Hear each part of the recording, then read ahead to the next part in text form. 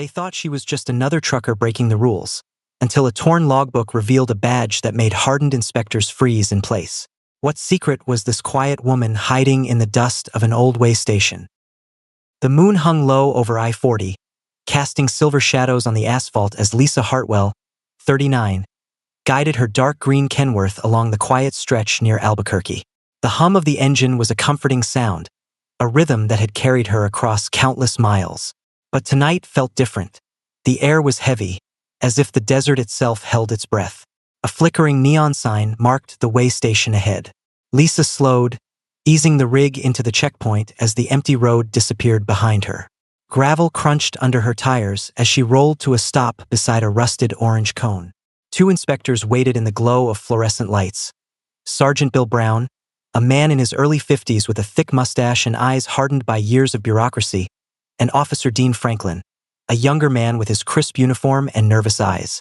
Brown leaned against the scale house wall, scanning Lisa's truck with a look that bordered on contempt. Franklin shifted uncomfortably, clutching his clipboard. Lisa opened her window, the night air washing over her face. "Evening, officers," she said quietly, voice steady. "Step out of the truck, ma'am," Brown ordered, his tone flat but edged with impatience. Lisa obliged, boots landing softly on the cracked concrete. She stood tall, shoulders squared, her calm presence only fueling Brown's irritation. They began their inspection with an aggressive thoroughness that belied the emptiness of the station. Franklin hesitated as Brown barked instructions, but fear of his superior kept him compliant. They rifled through Lisa's cab, pulling open compartments, unzipping her faded duffel bag, tossing her neatly folded clothes and personal items into the dust. Then came the logbook. Brown flipped it open with theatrical disgust, tearing pages free and letting them drift to the ground. "Look at this. You trying to hide something?" he sneered. Lisa remained silent, her jaw set, eyes fixed on the swirling dust catching the light from the overhead lamps. A tense silence settled over the way station. Franklin's hands trembled slightly as he reached for another compartment. He glanced at Lisa, catching the flicker of something haunted in her eyes. Memories flashed behind her stoic expression. Convoys crawling through blacked-out valleys, gunfire crackling in the night, the roar of IEDs shaking armored cabs. Her knuckles whitened around the strap of her duffel as the ghosts of old fears whispered at the edges of her mind. Franklin swallowed hard. "Sergeant, maybe we should." Brown shot him a glare sharp enough to cut steel. "We got quotas, Franklin. If we don't write up enough violations this month, the brass comes down on us. Don't get soft." He kicked a torn page of Lisa's logbook across the lot, the paper skating over gravel like a wounded bird. Lisa's gaze drifted to the dark horizon beyond the station lights.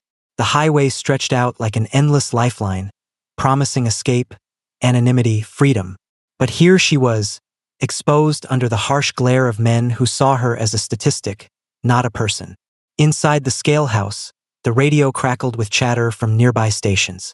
Another inspector's voice muttered about overtime hours and the push to meet quotas. Franklin face paled. This wasn't what he thought the job would be. He joined hoping to keep highways safe, not to shake down lone drivers at midnight. Lisa's eyes caught Franklin for a fleeting second. In that silent exchange, he saw it. The weight she carried, the unspoken storms behind her calm. But before he could speak, Brown slammed the duffel bag shut, his frustration bubbling over. "Tell me why your logbook's so clean," he barked, stepping close enough that Lisa could smell stale coffee on his breath. She didn't flinch. Her mind was elsewhere, back in convoys snaking through deserts overseas, where silence kept her alive and questions could get people killed. The minutes dragged on, the station eerily quiet except for the distant howl of coyotes. Lisa breathed slow and deep, centering herself, refusing to give the inspectors the satisfaction of seeing fear or anger. A subtle subplot simmered. Franklin conscience warred with his orders. He scribbled notes on his clipboard but hesitated to write violations. Over the radio, dispatch announced the presence of a suspicious vehicle spotted miles down the highway, a reminder that real dangers still roamed the roads, while they wasted time harassing a woman whose only crime was a perfect logbook. The inspection continued with an almost desperate intensity. Brown yanked open side compartments, fingers stained with dust and grease, muttering under his breath about smart-ass drivers. Lisa's duffel lay ripped open beside her boots, papers fluttering in the warm desert breeze. Suddenly, Franklin looked up, voice low and uncertain. "Sergeant, I think we're over the line here." Brown's head snapped around, fury in his eyes, but before he could respond, a gust of wind swept across the lot, lifting one last folded page of Lisa's logbook and sending it skittering beneath the rear axle of her rig. Lisa's eyes followed the drifting paper, the moment stretching long and thin like a shadow at sunset. The night felt alive with tension, the way station's buzzing lights casting stark silhouettes across the cracked ground. Brown stepped forward, lowering his voice to a hiss. "You don't call the shots, kid. You want a future in this department, you better learn where your loyalties lie." Lisa closed her eyes for a heartbeat, forcing herself back to the present. The world smelled of diesel and hot dust, the sounds of highway silence pressing in. The duffel bag's zipper rattled faintly in the breeze, like the last note of a dying song. Somewhere deep inside, the steel that once carried her through minefields and midnight convoys began to glow again. Lisa knew this was just another battlefield, one without bullets but full of dangers all the same.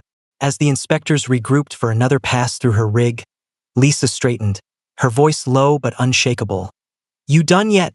Brown's eyes narrowed, but for a moment Franklin looked at her not as a suspect, but as someone who had faced storms he couldn't begin to imagine. And in that fragile quiet, the desert night held its breath. Brown's patience thinned with every second. He ripped through Lisa's side compartments, tossing roadside tools and old receipts into the dirt. Franklin hovered at the edge of the light, chewing his lip, his growing discomfort as plain as the sweat shining on his forehead. The tension twisted tighter, stretching over the way station like a storm about to break.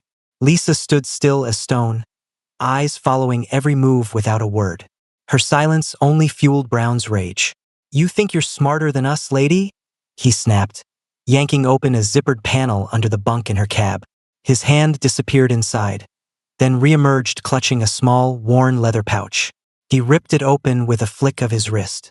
Something heavy and metallic slipped free, tumbling through the air. It landed with a dull clink in the swirling dust at Lisa's boots. A faded Department of Defense convoy contractor badge, its engraved eagle catching the harsh glow of the overhead lamps. The night went silent, save for the distant moan of a desert wind. Time seemed to stop. Brown stared blankly, unable to process what he held moments before. But Franklin stepped forward, eyes wide. He dropped to one knee, brushing dust from the badge with trembling fingers. Recognition dawned. His older brother had told stories of civilian drivers in Afghanistan who braved ambushes to deliver supplies.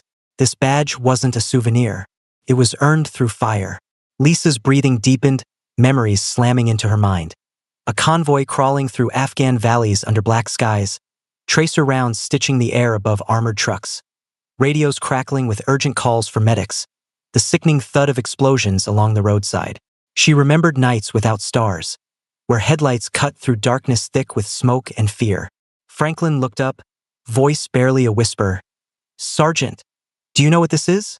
But Brown stepped back, face flushed, eyes darting to the badge as if it might burn him. For a moment, he was no longer in control, his authority crumbling like sand in his hands. Inside the scale house, the radio hissed with quiet urgency.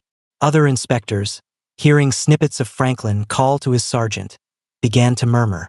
The word spread like wildfire. A woman driver with a convoy badge, a ghost from wars most had forgotten. The way station, once a place of intimidation, felt suddenly vulnerable, exposed to truths that couldn't be undone. Lisa's face was unreadable. She knelt, picked up the badge with practiced gentleness, and tucked it into her palm. Her voice came low, firm, carrying the weight of 1,000 unspoken miles. "This inspection is over." Brown opened his mouth to argue but faltered as Franklin's eyes locked on his, challenging him with a quiet defiance. A shift settled over the lot. The power dynamic was no longer his to command. In the shadows, Franklin dialed his sergeant with shaking hands. "Sir, we need guidance," he muttered, voice thick with emotion. "I think we crossed a line." Meanwhile, Lisa's mind spun with ragged fragments of old convoys, the night they ferried wounded soldiers through a kill zone, The time she slept under the hood of her rig in a dried riverbed to avoid mortar fire. The faces of friends who never came home. Each memory clawed at her calm, but she stood tall, refusing to show the crack in her armor. Outside the ring of station lights, trucks rumbled past on the highway, their headlights like slow-moving stars. Over the radio, clipped voices asked for confirmation. Was the badge real? Who was this woman? Franklin stepped back beside Lisa, voice steady despite his nerves. "Ma'am, I'm sorry," he said softly, eyes downcast. "I didn't know." Brown's fists clenched at his sides. He glanced at Franklin, then at Lisa, the world he controlled just minutes ago now slipping beyond his grasp. His eyes burned with frustration, but fear flickered there, too. The badge had done what words never could. In one small, dusty moment, it stripped away every assumption, every cheap insult, every petty abuse of power. Around the station, whispers and radio calls grew louder. Truckers in line rolled down their windows, watching with quiet curiosity. The legend of Lisa Hartwell was already taking shape, a tale carried on CB channels and late-night diner conversations. Lisa allowed herself a single, slow breath. She met Franklin's gaze and saw respect and shame in his eyes. Voices crackled across CB radios as word of Lisa Hartwell's badge spread like wildfire through the desert night. From nearby way stations to truck stops dozens of miles away, chatter lit up the airwaves. A woman driver, call sign Night Sparrow, had been stopped, and her old convoy badge had surfaced. Whispers of her name danced across frequencies, carried by truckers who remembered stories of a civilian who'd driven armored rigs through hell to bring supplies to soldiers in need. Back at the way station, Sergeant Brown stood rigid, eyes locked on the badge still clutched in Lisa's hand. Franklin had stepped aside, phone pressed to his ear as he spoke quietly with his sergeant. The supervisor, Lieutenant Simmons, was en route, his car's headlights cutting through the darkness as he sped along the highway. Lisa leaned against the fender of her Kenworth, feeling the hum of the engine under her palm. Each vibration reminded her she was still here, still breathing, but her mind reeled with flashes of the past. The armored convoy stalled on a mountain pass, radios alive with desperate calls. The night she held pressure on a soldier's wound as bullets pinged off steel.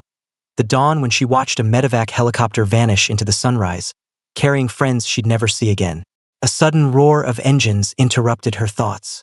Two older truckers, rigs idling behind her, climbed down from their cabs. One, a bearded man with tired eyes, squinted at Lisa's badge, then at her face. "Night Sparrow?" he rasped.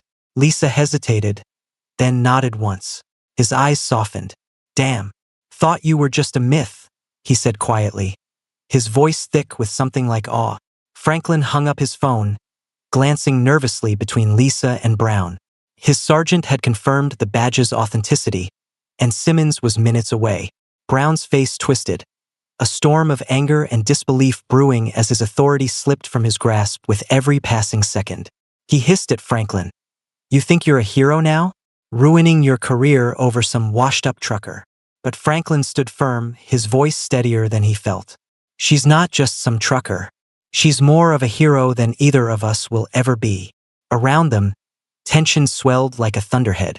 A group of truckers gathered near the way station entrance, word spreading among them that Lisa Hartwell had saved convoys pinned under fire overseas. Some had heard the rumors years ago on lonely highways, stories of a woman who drove through ambush zones without hesitation, earning the nickname Ghost Trucker. Now, standing in the dim station lights, they realized the legend was real. Lisa's gaze swept over the small crowd, her mind torn between relief and dread. She had spent years trying to fade into the endless miles of highway, burying the pain of injuries that never fully healed and the memories that clawed at her in quiet moments. The scars on her body were nothing compared to the ones in her mind. Nights waking to phantom explosions, days spent gripping the wheel until her knuckles turned white just to keep the past at bay. But tonight, the ghosts of old convoys wouldn't stay buried. She felt them rising, voices of the fallen carried on the desert wind. Part of her wanted to flee, to climb into her cab and vanish into the horizon where no one knew her name. Yet another part of her, deep and resolute, burned with a quiet pride that refused to hide anymore. Lieutenant Simmons' cruiser rolled up, red and blue lights painting the station in shifting shadows. He stepped out, his face unreadable as he took in the scattered logbook pages, the tense inspectors, and the cluster of silent truckers. Franklin stepped forward, voice low but unwavering as he explained everything. Simmons turned to Lisa, eyes settling on the badge in her hand. He inclined his head slightly, a gesture of respect more eloquent than words. Then he fixed Brown with a glare that sliced deeper than any shout. "Sergeant, you've made a serious mistake tonight," Simmons said quietly, his voice calm but lethal. Brown's face drained of color. Meanwhile, Franklin shifted under the weight of what he'd done, torn between the fear of Brown's wrath and the certainty that he couldn't stand by while someone like Lisa was treated like a criminal. Around him, truckers murmured softly, words of gratitude and old memories threading through the group like a warm current. Lisa took a breath, the night air sharp in her lungs. She looked to Franklin, saw the doubt still lingering in his eyes. "You did the right thing," she said softly, her voice carrying the unshakable strength of someone who had survived far worse than a midnight inspection gone wrong. Yet a question loomed heavy in her mind. Should she finally speak her story aloud, or let the legend of the ghost trucker remain a whisper on the highways? Dawn crept over the desert, painting the sky in pale pinks and shimmering golds. The harsh lights of the way station faded under the gentle glow of morning, shadows retreating into the empty highway beyond. Lisa Hartwell stood by her truck, the night's ordeal etched into every line of her face but her gaze steady, clear, unbroken. Lieutenant Simmons moved through the way station with quiet authority, assessing the torn logbook pages, the scuffed duffel, the wreckage of an inspection that had spiraled out of control. He listened to Franklin's account, the younger officer's voice firm yet tinged with regret.